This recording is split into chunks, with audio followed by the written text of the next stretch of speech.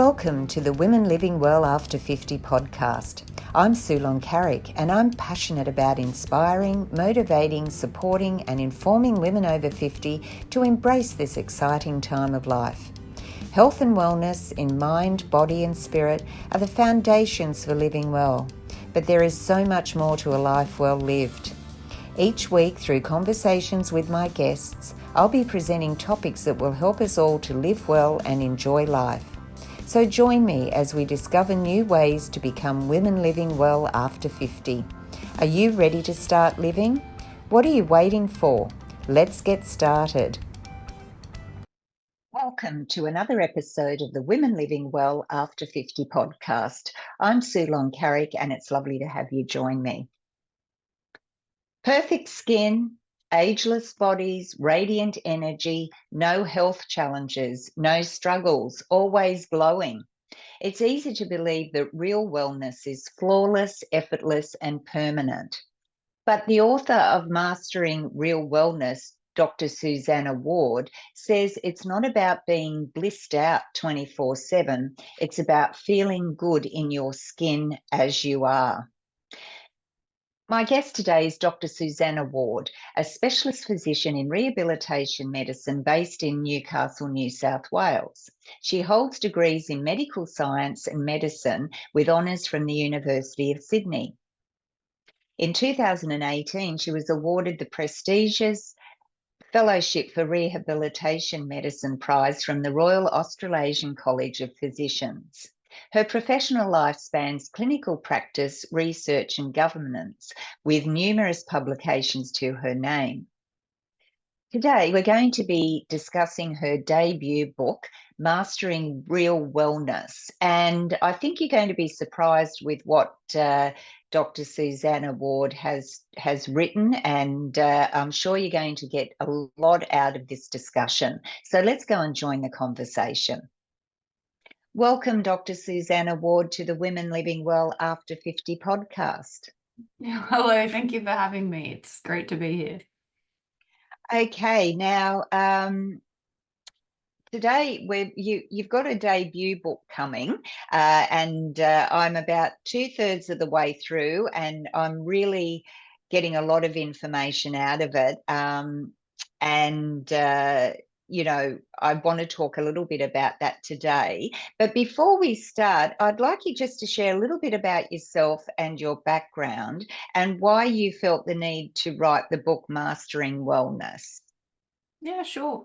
So I'm a specialist of rehabilitation medicine. So I did medicine with honours and medical science.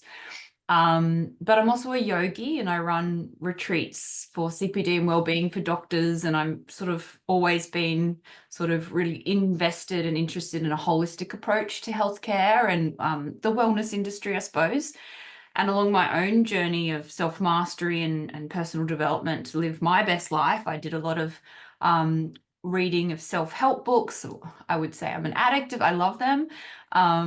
And self-studied neuroscience and psychology, and then training in yoga. I learned so many things, and I just developed this sort of beautiful holistic view of optimal health and well-being. And then with my working practice in clinical medicine, the patients sort of display really clearly to me the difference between what's marketed to us by the wellness industry and what I've coined in the book as real wellness. And I sort of can't believe the wellness industry. It sort of overwhelms and suffocates you. Everywhere you look, there's something about it on social media or an ad, or it's massive. But I just felt very compelled. I had sort of no choice. It was the middle of COVID, and I just found myself writing this book. And it's a beautiful message. I'm really proud of it. It's very sensible, and there's a lot of information in the book, but when you narrow it down, the message is pretty simple and clear, and it's just common sense, but it could never be said enough, I think. No, I agree. And as I said, I'm about 2/3 of the way through, and I'm nodding my head, all the way through the book. And it is simple, but sometimes we brush off simple, don't we? And we think, oh, it's got to be a bit more complicated than that, when really it isn't. So I just totally agree with your whole philosophy, and I think what I like about it too is that you've got the message that, you know, it doesn't matter at what health level you are, you can always be a little bit healthier, even if you've got a chronic illness or things like that. So I think what I want to ask now is, you talked about the wellness industry, and my God, there's so much on social media. Every time you look, you know, you should be using this, you should be doing that, don't do this, don't do that, changes almost on a weekly basis. And this product's going to do you the world of good, or don't use it now. So what are some of the biggest myths around wellness that have shaped this unrealistic view of health, where we, you know, we're not healthy unless we're slim and athletic and at the peak of our condition? Yeah, and free of disease and disability, which isn't human. Yes. If we live Mm, long enough, touch wood, um, you know, inevitably with aging, you get disabled and you have impairments. We lose our vision. I've now got reading glasses. That's something that happened when I turned 40. And yeah, a lot of us have to manage and live with disability and disease. There's a huge industry now of chronic illness. So whether that be something genetic or acquired, or because of lifestyle. In medicine, we talk about non-communicable illness. And these are these giants around, you know, diabetes and metabolic syndromes and, you know, obesity and things like that. So I think the myth of wellness is that, you know, if you look a certain way and spend your money on certain things, then you can be better. So it's almost like a rejection of self, and it's a non-acceptance of humanness, because we're all vulnerable to disease and disability. And you know, I feel like this myth that the Global Wellness Institute has actually got on their website. So there is actually a thing called the Global Wellness Institute, which I was amazed. They said the wellness industry is estimated to be a multi-trillion-dollar market, with global spending exceeding $4 trillion every year since 2017. So it's big business, right? So the mm, myth that we are sold so that we spend our money is that we're not good enough as we are, and we should be better. But actually, with real wellness, you're fully understanding and embracing and accepting where you are, so that you can see it clearly for what it is with compassion, and then manage it optimally. So not only does that give you agency, empowerment, and a sense of mastery and wellness and safety and self-trust, but you're avoiding making things worse, and you're not falling prey to the industry, which is just trying to sell you things. Because we all would love to take a tablet and everything would go away and be perfect, right? mm, And as you've already mentioned in your question, is that there is a huge emphasis on what you look like, isn't there? mm, mm, Really, I mean, I've seen all sorts of appearances in my practice that have no association with how people feel. Because if you feel well, it's not about what you look like, it's about the relationship you have with yourself. Are you understanding, accepting, and self-caring? And if you do those things, it doesn't, you know, you could be slim, overweight, have blonde hair, brown hair, whatever skin color. Actually, real wellness is about cultivating and maintaining a healthy, adaptive adult relationship with yourself, where you accept your humanness. And what's more important, rather than the aesthetic expression that you have in this world, so how you show up, like what look you go for, what style you wear, things like that. What's more satisfying and rewarding in terms of, you know, holistic health and well-being, at the heart of it is what values and priorities you express in your life. So what are the traits that you're embodying? How do you speak? How do you hold yourself? How do you make people feel? Those imprints are actually the root source of feeling well. So, you know, I can look like a dog's mess one day, but if I've been kind and compassionate and warm, and as a doctor been evidence-based and reliable and approachable, then it won't matter at all what I look like at work, because I have been the person that's most important to me. Does that make sense? Yeah, perfect sense. And I was just thinking we don't probably we wouldn't associate that with wellness, and we wouldn't associate it with, like, we don't take the time for those for ourselves to actually get to know who we are for a start and be comfortable with that. And I think that's one of the most important things, especially from a mental health point of view, is learning to accept who you are and being happy with the Yeah. person you are. Like, I'll be 68 this year, and I've got the wrinkly arms, and I'm a fit person. I run, I'm a personal trainer and group fitness instructor, but I'm aging, and I'm proud of that because most of my family haven't lived past 65, Yeah. and so I'm happy to get past that. And it Yeah. doesn't matter what you look like, it's how you are as a person. And if you Mm. are that kind and compassionate person to yourself as well as others, I think it takes a big um, weight off your shoulders. Yeah. Ultimately, what you're describing right now is the point. It's the relationship you hold with yourself. Are you only as good as you look, or do you value yourself more than that? And as Mm, we age and, our appearances change, our traits and our values become even more important. I'm so blessed to be a doctor. It doesn't matter what I look like, you know. mm, What matters is my mind and my commitment and my evidence base, and also mm, my heart and my softness and my humanness. So I think it's really empowering to completely take a reframe of wellness. It's not about mm, supplements. It could be about supplements. That could be part of your unique recipe that works for you. But the root of that feeling of real wellness is not because you take supplements or because you eat kale or because you're young and flexible and do yoga. You can do those things and be well, but you can do those things and not be well. The difference is the relationship you hold with yourself and whether or not mm, your understanding of your own humanness, accepting of it, and that you can adaptively and flexibly meet your own holistic health needs in a way that works for you, not what's in the ads, not the latest thing. So, for example, I know people that uh, find self-soothing and connection from being outside alone, sitting on the beach reading. Some people need cuddles and lots of social groups, going out for dinners.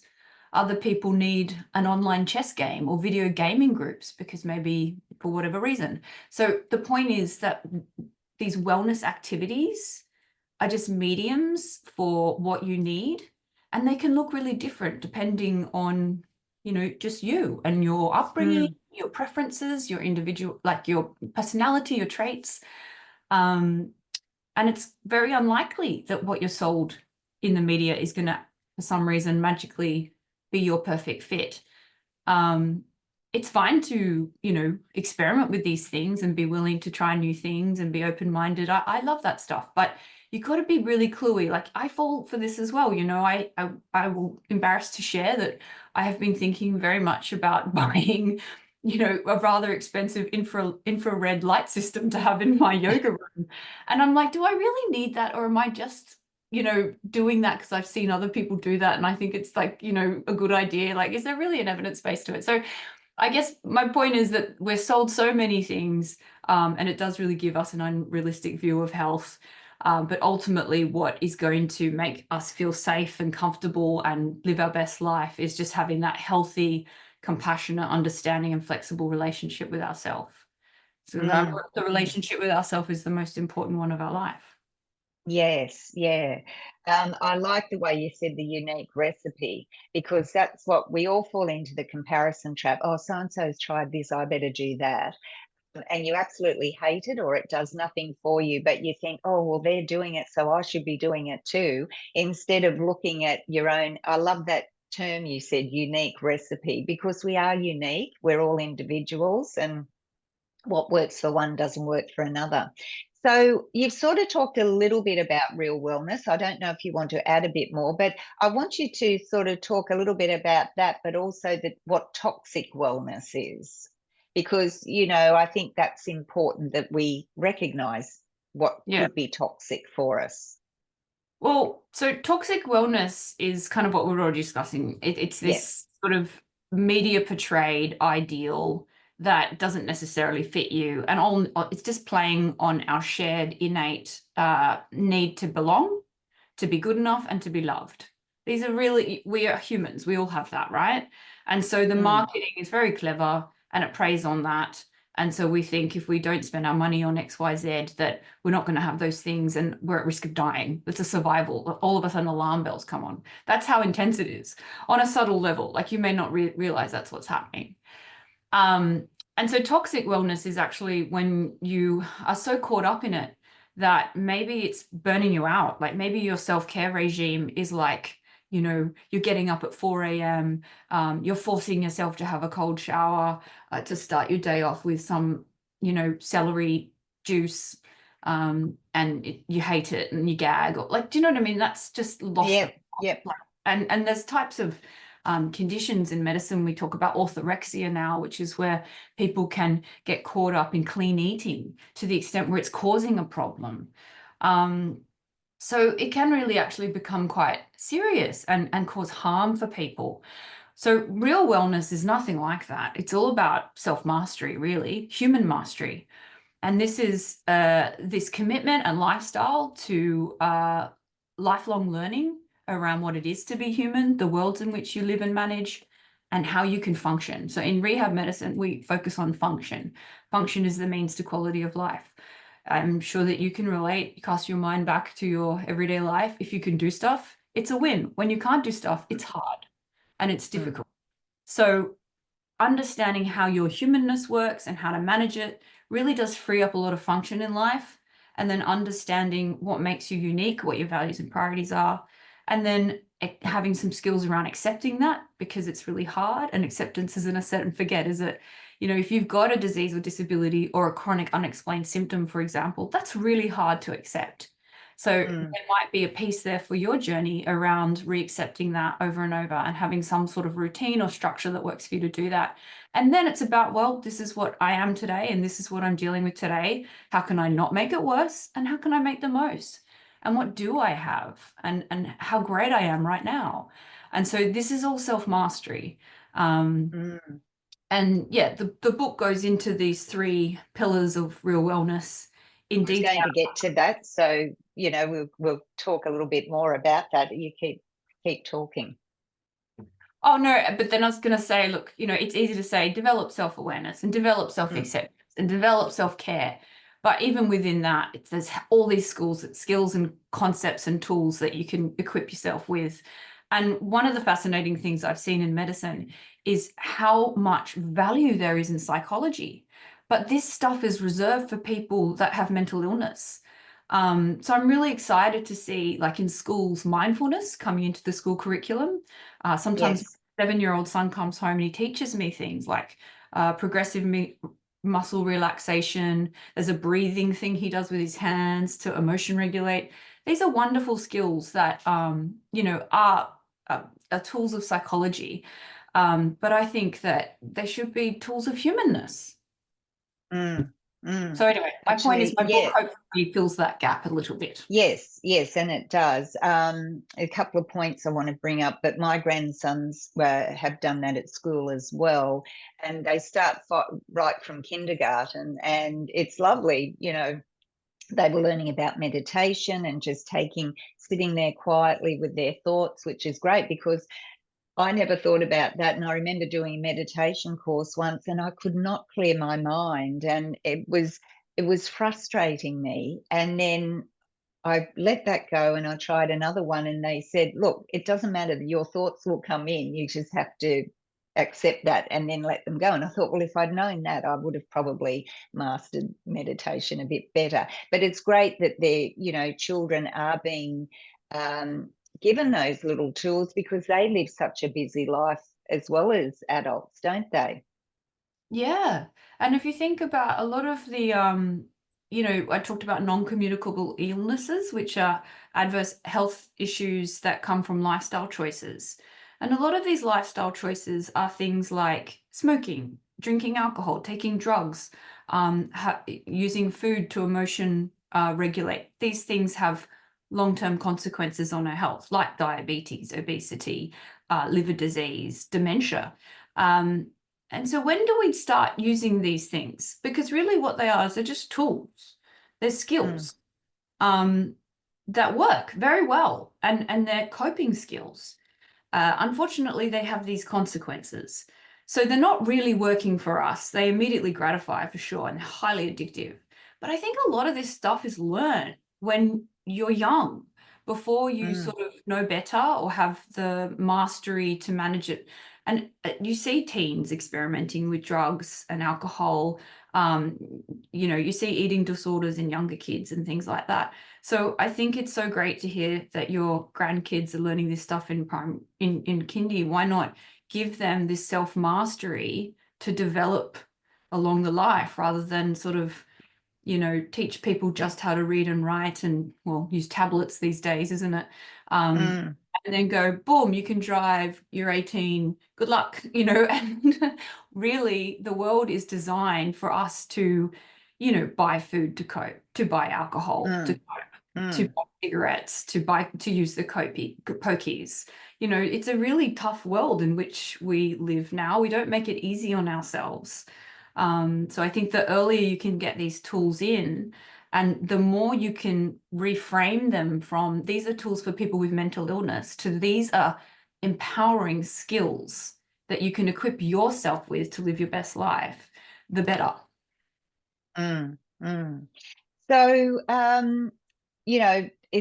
love the whole philosophy, and I think, how does that sort of, I mean, that really, most GPs and that wouldn't do the things that you're doing. Obviously the yoga and other areas that you work in complement your work that you do with rehabilitation and that sort of thing. Yeah, I mean, that's right. GPs have a really tough gig. Often they've got 5-10 minutes to deal with, a hot medical issue that, they have to band-aid it half the time. I do think GPs draw on things like mindfulness and holistic health and things like that. For me, how do I incorporate it into my practice? Well, my practice is really varied. So the clinical work I do is lots of different things. But I've always taught mindfulness in the hospitals and, skills to patients that I think will be receptive to it. Because again, if I'm in a clinic and a certain patient comes in and I know them well enough to know it's not going to land on them if I teach them, an ideal me skill, which is in the book. Well, another patient that I've developed more of a rapport with, and I've got a sense that, they're a spiritual person, whatever, I think they'll be receptive. And then I teach it to them and they love it. And the next time they see me, oh, Dr. Ward, I started doing that ideal me thing and it's really helpful.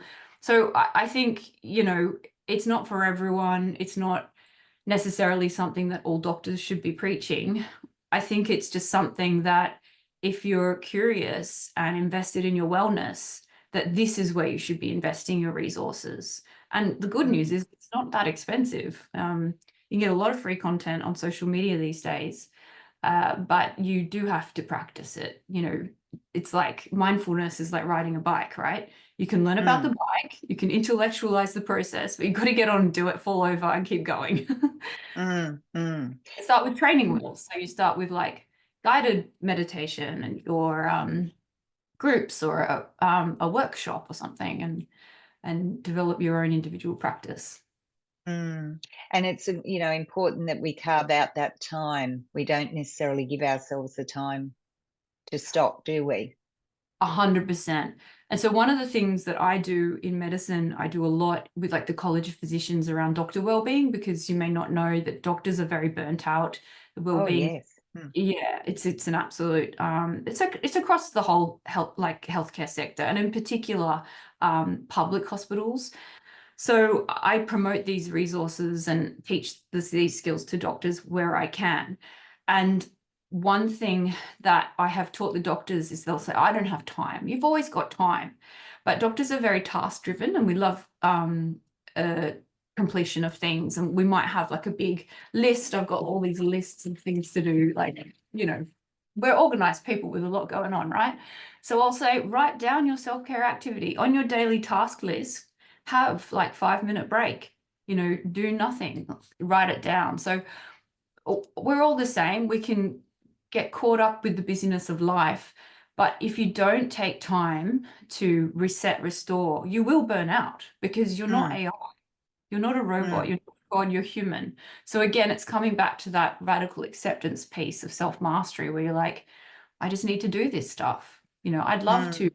spend the whole day kicking off goals, but actually I need to radically accept I'm a human and I have this beautiful body to maintain, and it needs a little downtime. So I'm just going to write down this job of doing nothing for 5 minutes, tick it off when it's done.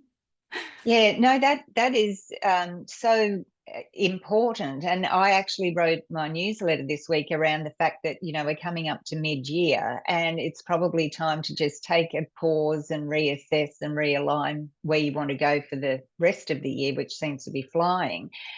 And that's the issue as well. We get so busy with life, each month just flies by. It only seems like it was Christmas 2 minutes ago, and we're into June now, and everyone here in Australia will be looking at their taxes and that sort of thing. But I wanted to pick up on that point about the burning out, because I know I think that we're drilled that we've got to exercise, we've got to do this, we've got to do that, we've got to fit everything in. And we don't want to stop because we feel guilty. Let's just use it from an exercise keeping fit point of view. If I don't do that, I'll feel guilty because I'm not looking after myself. But if I don't stop, I'm just going to burn, my body is not going to be healthy because I'm just overdoing it. So that's a bit of a conundrum for people. Mm. Yeah, so I think the key here is that first pillar of real wellness, which is self-awareness. So getting to know your thoughts, your beliefs, getting to know your emotions and urges, and just noticing when things show up for you, and then getting to know these patterns of responses. This is like high level self-mastery stuff, but highly achievable.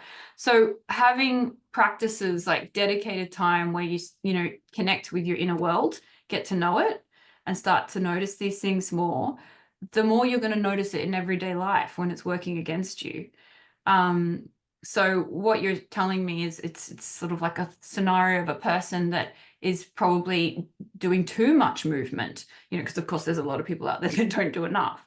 And they're sort of flogging themselves. Maybe this is the sort of person that religiously, runs even when they're sick, or they don't have a rest day once a week or something. Like, they struggle with that. And what's the driver there? It's guilt. So Mm, there's always a message with an emotion. Guilt is a type of an emotion. And that's almost I don't really like using the word valid and invalid emotions. Some psychologists do, because I think they're all valid.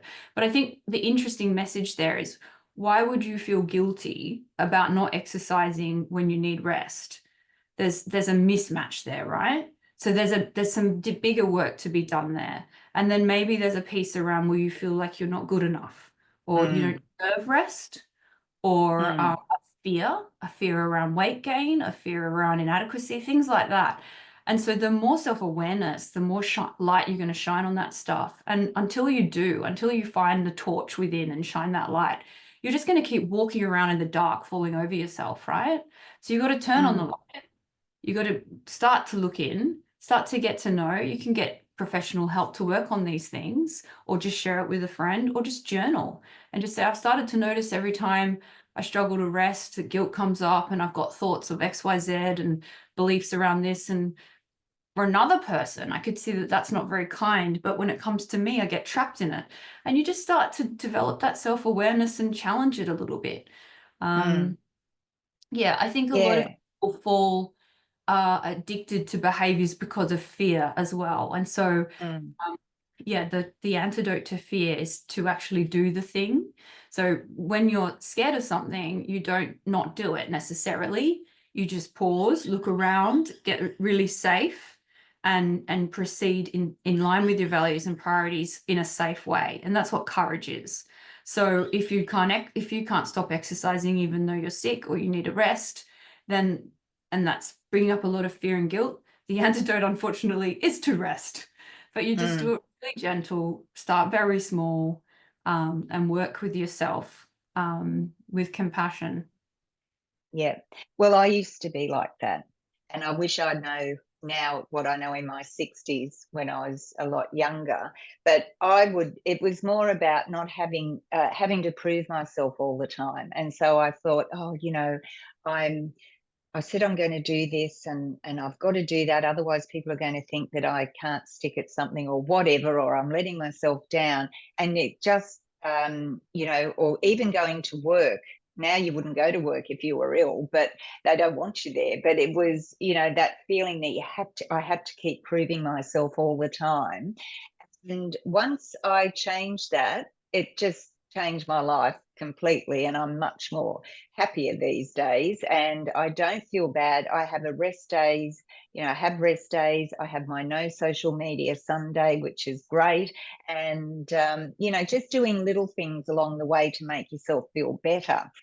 So, what I'd like you to do, we're sort of coming up towards the end of our conversation. I've just got a couple of questions to go, but I wondered if you could just, you have shared a lot with us, but just a couple of practical tools that we could start with right today, right this minute, when we get off this interview, what the listeners could start today where they feel like they're starting to take that step towards real wellness. Okay. Well, I mean, I really do think the foundational skills mindfulness. So if you're an avid mindfulness user, then you get it. If it's something that has never worked for you, don't give up on it. Find a version of it that does. So as I said, mindfulness is that non-judgmental awareness of what's going on, of the present moment. And you can be mindful of what's going on outside of you. So things you can see, smell, hear, touch, taste, all that jazz, like externally through exteroception and the external senses. But you can also turn the light on inside, like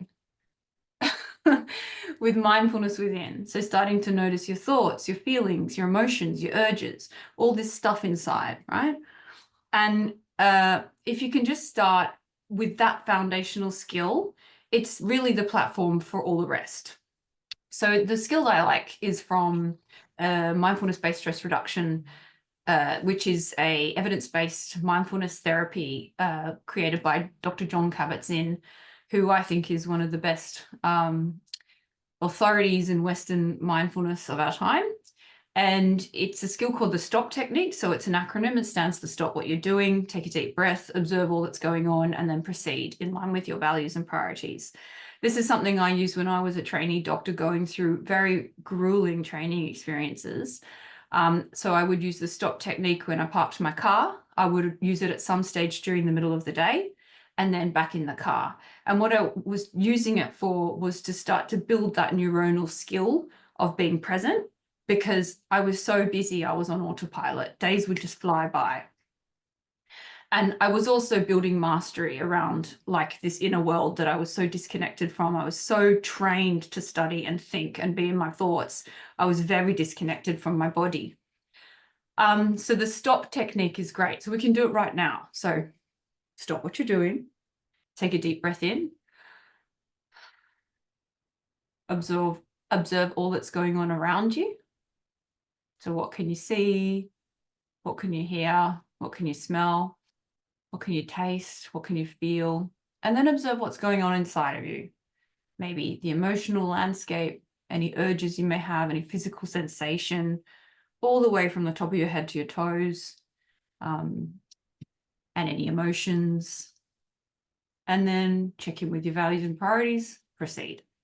And so even if you're not really, like, I don't know what my values and priorities are, the idea is just stopping, observing, taking a breath, and then moving forward. And it really does start to break this habit of just running like a maniac through your day.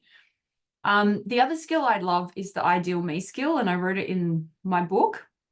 And I will be honest, I use it constantly, like throughout the day. My mind is such that I get overwhelmed by options, and I can get really distracted and confused by what I think other people need and my people-pleasing tendencies, but also urges and my not necessarily what I need to do. So the ideal me removes yourself from what's going on, and it brings you to this sort of shotgun gold standard of yourself. In your fantasy, you conduct your afternoon in this way. Ideal me would deal with this decision by doing X, Y, Z. So just say, for example, you've got an hour of spare time. So this hour you could use to do the shopping, to watch TV, to binge eat on chocolate, to go for a second run, to try and have a nap. There's a million things you could do with this hour. It's almost overwhelming, right? And you've got things like, oh, what would my husband need me to do? What my son, or what do I got to do? I've got so many emails. Like, there's a lot of stuff. And so sometimes I find it really helpful to go, well, in my fantasy, ideal me would do da da da. And for some reason, all of a sudden I have the answer. And then I can just go do it without overthinking it, without overfeeling it. Because sometimes what the ideal version of you would do is not necessarily what you want to do or the easiest thing to do, or what your monkey mind is telling you to do. So it's just a useful skill, a little human hack. So. Well, look, we've covered quite a bit today, and I'm, really enjoying the book, and I'm urging everyone to get a copy of it. I'll be putting all the links in the show notes so that people can find the book and also learn more about you. So much good information here, and the fact is that it's keeping it simple. That's part of your philosophy, and that's something, as I said at the outset, we sometimes think simple is too simple when really that's the answer. So it has been a pleasure having you join me today. But before you go, I'm going to ask you a question. You may have probably answered it all throughout the interview, but I do ask all my guests, and that is, what does being a woman living well mean to you? Beautiful question. I think it is having mastery. So I think it's knowing your values and priorities and how you want to express yourself in the world, and then being able to do that, and have boundaries, so that you can look after yourself. So it doesn't matter what you look like or how you choose to use your spare time, but you do need to honor yourself and show up for yourself and care for yourself. If you can do those things, then you'll be well, regardless of your age, what you look like, whether or not you have diseases, disabilities, a huge medication list. It's I think that when you have that mastery and that sense of being able to show up for yourself in the way you need and take care of yourself in the way that just works for uniquely you, then you will enjoy living in yourself. Well, that's a beautiful note to end on, and a great message to us all. So thank you so much for joining me today, Dr. Susannah Ward, author of Mastering Real Wellness. It's been a delight and very informative chat with you, and I wish you well with the book, and here's to living our life with some self-mastery and just having and accepting who we are. So thanks again for joining me. Pleasure. Well done on what you do. It's a great contribution. So take care. Thank you. Bye. What an informative conversation I had with Dr. Susannah Ward, author of Mastering Real Wellness. And as I said in the interview, I'm actually about 3/4 of the way through the book, and really getting a lot of valuable information out of it. It all boils down to keeping it simple. It's about finding that unique recipe for us as individuals, and looking for things that are evidence-based and not being taken in by the latest fad. So I hope you've enjoyed the episode today and that you'll share it with a friend who will benefit from it as well. Check out the links in the show notes to find the book, Mastering Real Wellness. And until next time, remember to live well, enjoy life, and most of all, be a woman living life your way. Bye for now.